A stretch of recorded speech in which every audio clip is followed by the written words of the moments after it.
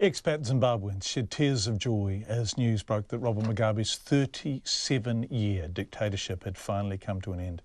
Mugabe resigned as Zimbabwe's president shortly after Parliament began an impeachment process to end his nearly 4 decades of rule. The 93-year-old, who was feted as an African liberation hero when he came to power, is expected to be replaced by his former vice president, Emmerson Mnangagwa, who's expected to be sworn in this week. As the news sunk in around the world, some Zimbabweans starting to consider heading home, where they hope a brighter future could be on the horizon. We spoke to Peter Godwin before, who thinks that might be a bit optimistic, but Nita Blake-Persen spoke to some of the expats thinking about returning. Ben Paradza has been celebrating today.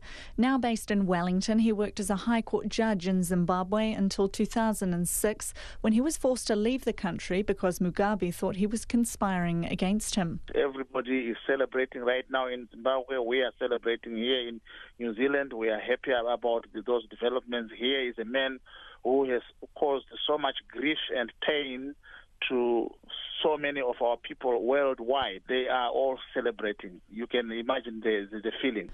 With Mugabe gone, Mr Paradza may finally be able to head home, where he is still a High Court judge. I'm entitled to so many other things like a judge's pension. I'm getting much older. I can't get jobs in New Zealand, and I would really want to go back to sort out those things. But my family is here. New Zealand is now home for me, and I would want to keep my family here safe, and I can just go to sort out things.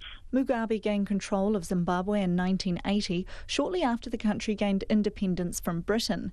He ruled using guerrilla warfare tactics and seized the country's white-owned farms, crippling the economy.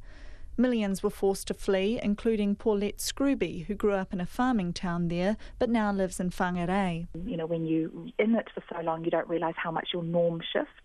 And it's only when you come away and you go, oh, it's not normal to drive around with passports and foreign currency and a little safe box in your car in case you have to flee the country. You know, that's not normal. Normal people don't do that, but that's how many Zimbabweans live their lives. A change is on the horizon, with former Vice President Emmerson Mnangagwa, who was sacked by Mugabe weeks ago, expected to head the country before the next election.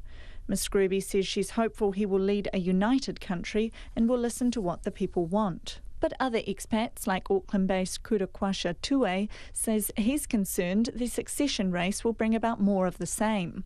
If we have a sole ZANU-PF government, we may be taken back again to the drawing boards, because these are the same people, you know. ZANU has destroyed Zimbabwe for 37 long years. So what is the guarantee without the transitional government? That's my concern. Despite that, Mr Tue says he's optimistic about Zimbabwe's future. This is the beginning of a new era. We would want to see growth and improvement in the productivity of our nation as we build our nation together. Zimbabwe has almost everything from natural resources. So I believe in the next 2-3 years, we can see a boom in Zimbabwe in terms of the economic growth. So I'm very excited. Mr Tue hopes he will be able to move back home in the near future. Mō te hōtaka o te ahiahi nei, ko Nita Blake-Persen ahau.